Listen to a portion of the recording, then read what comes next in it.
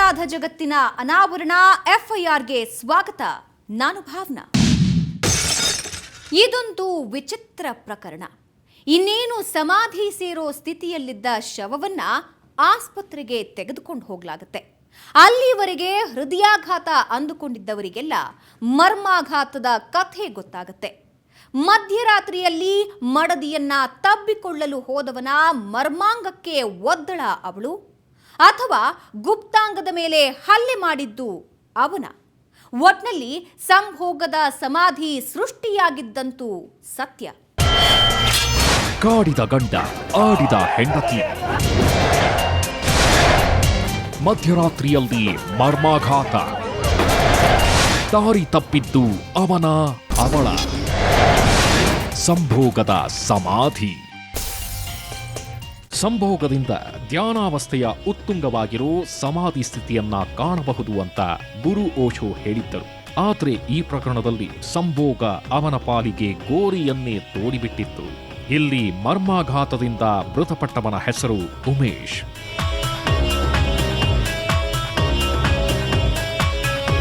ಮೂಲತಃ ಕೊಡಗಿನ ಸೋಮವಾರಪೇಟೆಯ ಶನಿವಾರ ಸಂತೆಯ ಹತ್ತಿರದ ದೊಡ್ಡಹಳ್ಳಿ ಗ್ರಾಮದ ಉಮೇಶ್ ಬೆಂಗಳೂರಿಗೆ ಬಂದು ನೆಲೆ ನಿಂತು ದಶಕಗಳೇ ಕಳೆದು ಹೋಗಿತ್ತು. ಮಡದಿ ನಿರ್ಮಲಾ ಮತ್ತು ಮುದ್ದಿನ ಮಗಳು ರುಚಿತಾಳ ಜೊತೆಗಿನ ಚಂದದ ಸಂಸಾರ ಅವನದ್ದಾಗಿತ್ತು. ಇಲ್ಲಿ ಖಾಸಗಿ ಕಂಪನಿಯೊಂದರಲ್ಲಿ ಕೆಲಸ ಮಾಡಿಕೊಂಡು ಬಂದ ಆದಾಯದಲ್ಲಿ ಸ್ವಂತದೊಂದು ಮನೆ ಕೂಡ ಕಟ್ಟಿಸಿದ್ದ ಉಮೇಶ. ಒಟ್ನಲ್ಲಿ ನೋಡುಗರಿಗೆ ಅವನಂತೂ ನೆಮ್ಮದಿಯ ಸಂಸಾರ. ಚೆನ್ನಾಗಿದ್ರು ಸರ್. ಊರಲ್ಲಿ ಪ್ರಾಪರ್ಟಿ ಇದೆ, ಒಂದು 7-8 ಎಕರೆ ಅಷ್ಟು ಆಸ್ತಿ ಇದೆ. ಅವ್ರ ಅಣ್ಣ ಅವ್ರನ್ನು ನೋಡ್ಕೋತಾ ಇದ್ದಾರೆ ಊರಲ್ಲಿ. ಈಗ ಅವರು ಅದನ್ನೆಲ್ಲ ಅಣ್ಣ ಅವ್ರಿಗೆ ಬಿಟ್ಕೊಟ್ಬಿಟ್ಟು ಅಂದರೆ ಅವರೇ ಮಾಡ್ತಾ ಇದ್ದಾರೆ ಅಷ್ಟೇ.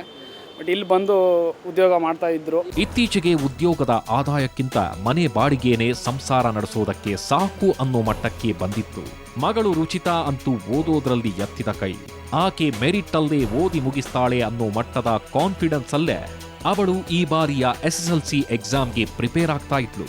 ಆಕೆಗೆ ಯಾವ ರೀತಿಯಲ್ಲೂ ಏನೂ ಡಿಸ್ಟರ್ಬ್ ಆಗಬಾರ್ದು ಅಂತ ಮಾತೆತ್ತಿದ್ರೆ ಕಾಳಜಿ ಮಾಡ್ತಾ ಇದ್ದ ತಂದೆ ಅವಳಿಗೆ ಎಕ್ಸಾಮ್ ಹತ್ತಿರವಾಗ್ತಾ ಇರೋ ಈ ಟೈಮಲ್ಲೇ ಕಣ್ಮುಚ್ಚಿಬಿಟ್ಟಿದ್ದ.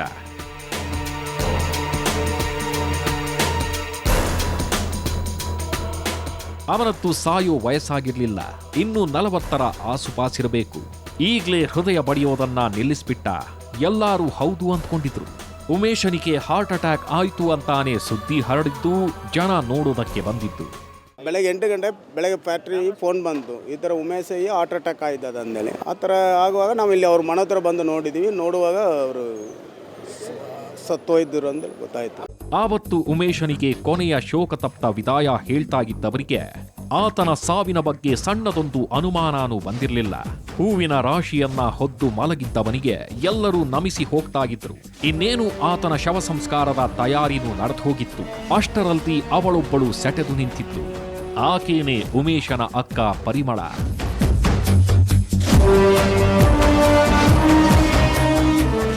ಸಾವಿನ ಸುದ್ದಿ ಕೇಳಿ ಸ್ಥಳಕ್ಕೆ ಬಂದ ಈ ತಾಯಿಗೆ ತನ್ನ ಅಣ್ಣನದ್ದು ಸಹಜ ಸಾವಲ್ವೇ ಅಲ್ಲ ಅನ್ನಿಸಿತ್ತು. ಅದಕ್ಕೆ ಸರಿಯಾಗಿ ಉಮೇಶನ ಮಗಳು ತಾಯಿಯ ಬಗ್ಗೆ ಆರೋಪ ಮಾಡಿದ್ಲಂತೆ. ಸಿಸ್ಟರ್ ಇವಾಗ ಕೇಳುವಾಗ ಹೇಳಿದ್ದಾರೆ ಈ ಥರ ಏನೋ ಅವರೇ ಏನೋ ಮಾಡಿಸಿದ್ದಾರೆ ಅಂತ ಹೇಳ್ಬಿಟ್ಟು. ಸೊ ಅವರು ಮಗಳು ಕೂಡ ಕೇಳಿದ್ದಾಳಂತೆ. ಅವ್ರ ಮಗಳು ಒಬ್ಬಳಿದ್ಲು, ಉಮೇಶ್ ಅವ್ರ ಮಗಳು. ಅವರು ಕೂಡ ಹೇಳಿದ್ದಾರೆ ಈ ಥರ ಹೀಗೆ ಅಂತ ಹೇಳ್ಬಿಟ್ಟು. ಈ ಥರ ಹೀಗೆ ನಮ್ಮ ಅಪ್ಪನಿಗೆ ಅವರೇ ಮಾಡಿದ್ರು, ನಮ್ಮ ತಾಯಿನೇ ಮಾಡಿರೋದು ಅಂತ ಹೇಳ್ಬಿಟ್ಟು. ಮಗಳು ತಾಯಿಯ ಮೇಲೆ ಆರೋಪ ಮಾಡಿಲ್ಲ. ಆದ್ರೆ ಆಕೆ ಹಿಂದಿನ ದಿನ ಅಪ್ಪ ಅಮ್ಮನ ನಡುವೆ ಜಗಳ ಆದ ಬಗ್ಗೆ ತಿಳಿಸಿದ್ಲು. ಆಗ್ಲೇ ಪರಿಮಳಗೆ ಅನುಮಾನ ಗರಿಗೆದರಿದ್ದು. ಉಮೇಶ ಆಡಿದ ಮಾತುಗಳೆಲ್ಲ ನೆನಪಾಗಿದ್ದು. ಅಷ್ಟೇ, ಆಕೆ ಹತ್ತಿರದ ಬ್ಯಾಟರಾಯನಪುರ ಪೊಲೀಸರಿಗೆ ಕಾಲ್ ಮಾಡೇ ಬಿಟ್ಲು.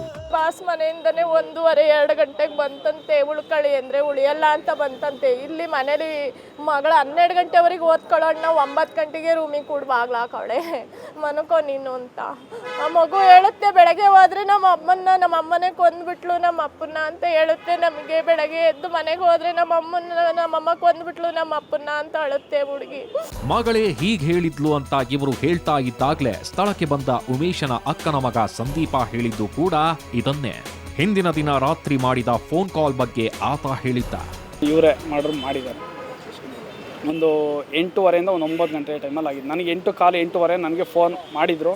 ಫೋನ್ ಮಾಡಿ ಅವ್ರು ಹೇಳಿದರು ನನಗೆ ಎಲ್ಲ ಮಾಡಿದ್ದಾರೆ. ನಾನು ರಿಸೀವ್ ಮಾಡಲಿ, ನನಗೇನೋ ಸ್ವಲ್ಪ ಕೆಲಸ ಇತ್ತು. ಮತ್ತೆ ತಿರ್ಗಾ ಒಂದು 4-5 ಸಾರಿ ಫೋನ್ ಮಾಡಿದೆ. ನಾನು ಮಾಡಿದಾಗ ಅವ್ರು ರಿಸೀವ್ ಮಾಡಲಿಲ್ಲ. ಬೆಳಿಗ್ಗೆ ನಾನು ಫೋನ್ ಮಾಡೋ ಅಷ್ಟೊತ್ತಿಗೆ ಇವರು ಈ ಥರ ಒಂದು ನ್ಯೂಸ್ ಬಂತು. ಇದು ಅವರಾಗೆ ಏನು ಮಾಡ್ಕೊಳ್ಳೋಕ್ಕೆ ಚಾನ್ಸಸ್ ಇಲ್ಲ. ಇದು ಹೇಳಬೇಕಂದ್ರೆ ಮರ್ಡ್ರೇ.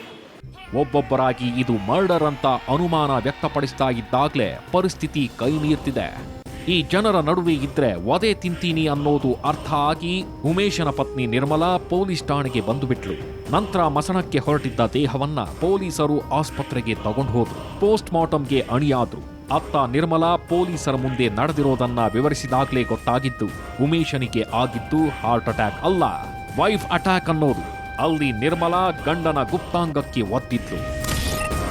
ಹಾಸಿಗೆಯಲ್ಲಿ ಬಡಿದಾಟ, ಸಂಭೋಗಕ್ಕಾಗಿ ಕಾದಾಟ, ಮರ್ಮಾಂಗಕ್ಕೆ ಮಡದಿಯ ಏಟು, ಅಲ್ಲಿ ಅಡಗಿದೆಯ ಗುಟ್ಟು. ಗಂಡ ಹೆಂಡತಿ ನಡುವಿನ ವಿಷಯ ಅದು. ಬೆಡ್ರೂಮಲ್ಲಿ ಮುಗಿಬೇಕಾಗಿತ್ತು.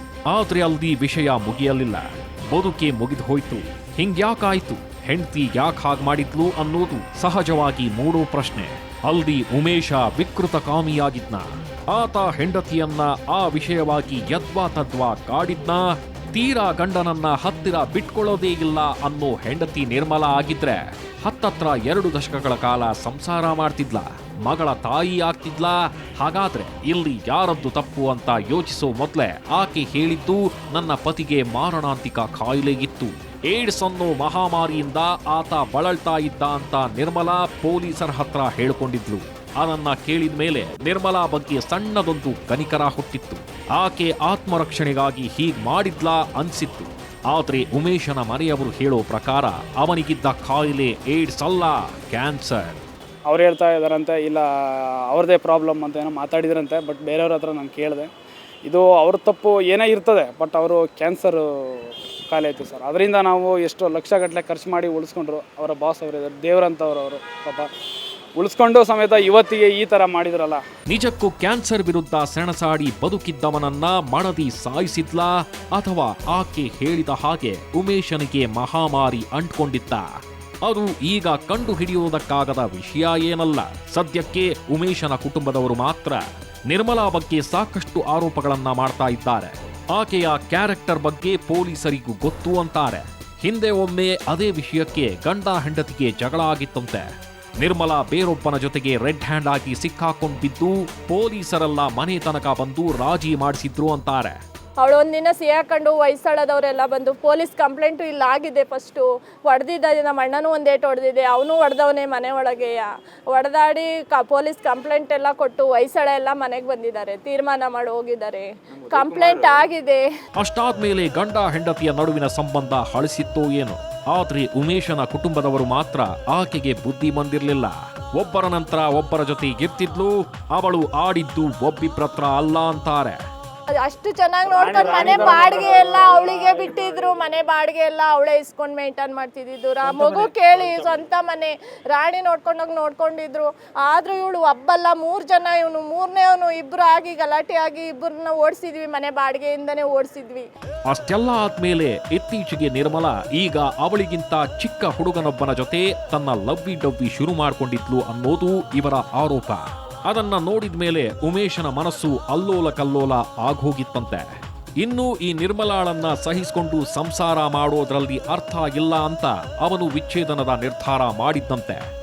ಆದ್ರೆ ಮಗಳ ಓದಿಗೆ ಇದರಿಂದ ಡಿಸ್ಟರ್ಬ್ ಆಗಬಾರ್ದು ಅಂತ ಸುಮ್ಮನಿದ್ದ ಅಷ್ಟೇ ಅಂತಾರೆ.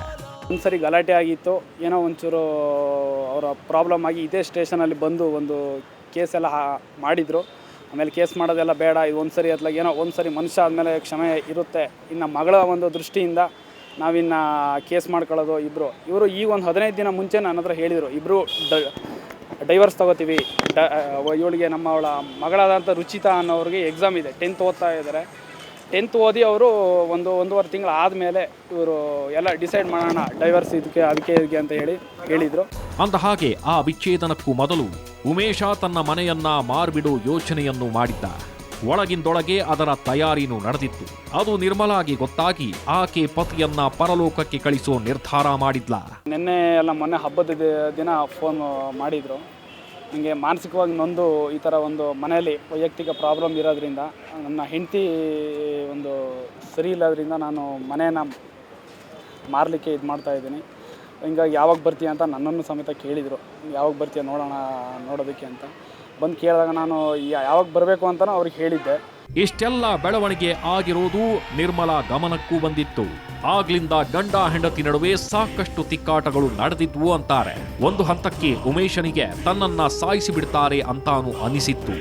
ಮಡದಿ ಊಟದಲ್ಲಿ ವಿಷ ಇಟ್ರೆ ಅನ್ನೋ ಭಯದಲ್ಲಿ ಆತ ತಿಂಗಳಿನಿಂದ ಹೆಂಡತಿಯ ಕೈ ಅಡುಗೆಯನ್ನು ತಿಂದಿರ್ಲಿಲ್ವಂತೆ. 1 ತಿಂಗಳಾಯ್ತು ಸರ್ ಮನೆ ಊಟ ಬಿಟ್ಟವರು. ಮನೇಲಿ ನಮ್ಮ ಮಾವ ಅವರು ನನಗೆ ಹೇಳಿದರು ಈ ಥರ ಪ್ರಾಬ್ಲಮ್ ಇದೆ ಅಂತ. ನನಗೆ ಅಷ್ಟೊಂದು ಸೆಕ್ಯೂರ್ ಇಲ್ಲ ಅಂತ ನಾನು ಹೇಳಿದ್ದೆ. 1 ತಿಂಗಳ ಮನೇಲಿ ಊಟ ಏನು ಮಾಡಬೇಡಿ, ಮಾಡಿದರೆ ಆಮೇಲೆ ನಾಳೆ ದಿನ ಯಾರು ಜವಾಬ್ದಾರಿ ಇರ್ತಾರೆ ಅಂತ ಅಂದ್ಬಿಟ್ಟು ಹೇಳಿದರು. ಇಷ್ಟೆಲ್ಲ ಬೆಳವಣಿಗೆಗಳ ನಂತರ ನಿರ್ಮಲಾ ತನ್ನ ಪ್ರಿಯಕರನನ್ನ ಕರೆಸ್ಕೊಂಡು ಕೊಲೆ ಮಾಡೋ ನಿರ್ಧಾರಕ್ಕೆ ಬಂದಿರಬಹುದು ಅನ್ನೋದು ಇವರ ಅಭಿಪ್ರಾಯ. ಸರ್ ಅಂದರೆ ಮನೇಲಿ ಸಣ್ಣ ಪುಟ್ಟದ ಪ್ರಾಬ್ಲಮ್ಮು ಇತ್ತು, ಬಟ್ ಅಂದರೆ ಇವ್ರಿಗೇನೋ ಅಫೇರ್ ಇದೆ ಅಂತ ಅಂದ್ಬಿಟ್ಟು ಹೇಳಿದರು. ಆ ವಿಚಾರಕ್ಕಾಗಿ ಮನೇಲಿ ಪದೇ ಗಲಾಟೆ ಆಗ್ತಾಯಿತ್ತು. ಅದು ಇವರು ಏನೋ ನಿನ್ನೆ ಈ ಥರ ಎಲ್ಲ ಡೈವರ್ಸ್ ಕೊಡ್ತೀನಿ ಅಂತ ಹೇಳಿದಾಗ ಇವರು ಡೈವರ್ಸಲ್ಲಿ ಹೋದಾಗ ಈ ಮನೆ ಪ್ರಾಪರ್ಟಿ ಏನಾದರೂ ಅವ್ರ ಹೆಸ್ರಿಗೆ ಆಗುತ್ತೆ ಅಂತ ಅಂದ್ಬಿಟ್ಟು ಇವರು ಒಂದು ಸಾಯಂಕಾಲ ಮರ್ಡರ್ ಮಾಡಿದ್ದಾರೆ ಅಂತ ನಮ್ಮ ಒಂದು. ಇನ್ನು ಮನೆ ಮಾರಾಟದ ವಿಷಯ ಅಷ್ಟೇ ಅಲ್ಲ, ಹಿಂದಿನ ದಿನದ ಜಗಳದಲ್ಲಿ ಉಮೇಶ ಡಿವೋರ್ಸ್ಗೆ ಅಪ್ಲೈ ಮಾಡಿರೋ ಬಗ್ಗೆನೂ ಕೋಪದಲ್ಲಿ ಹೆಂಡತಿಗೆ ಹೇಳಿರಬಹುದು ಅಂತಾರೆ. ಯಾಕಂದ್ರೆ ಹಿಂದಿನ ದಿನವಷ್ಟೇ ಆತ ವಿಚ್ಛೇದನಕ್ಕೆ ತಯಾರಾಗಿ ತನ್ನ ಸೋದರಿಯ ಮನೆಯಲ್ಲಿ ಎಲ್ಲವನ್ನೂ ವಿವರಿಸಿ ಕಾಗದ ಪತ್ರಗಳನ್ನ ಇಟ್ಟು ಹೋಗಿದ್ದಂತೆ.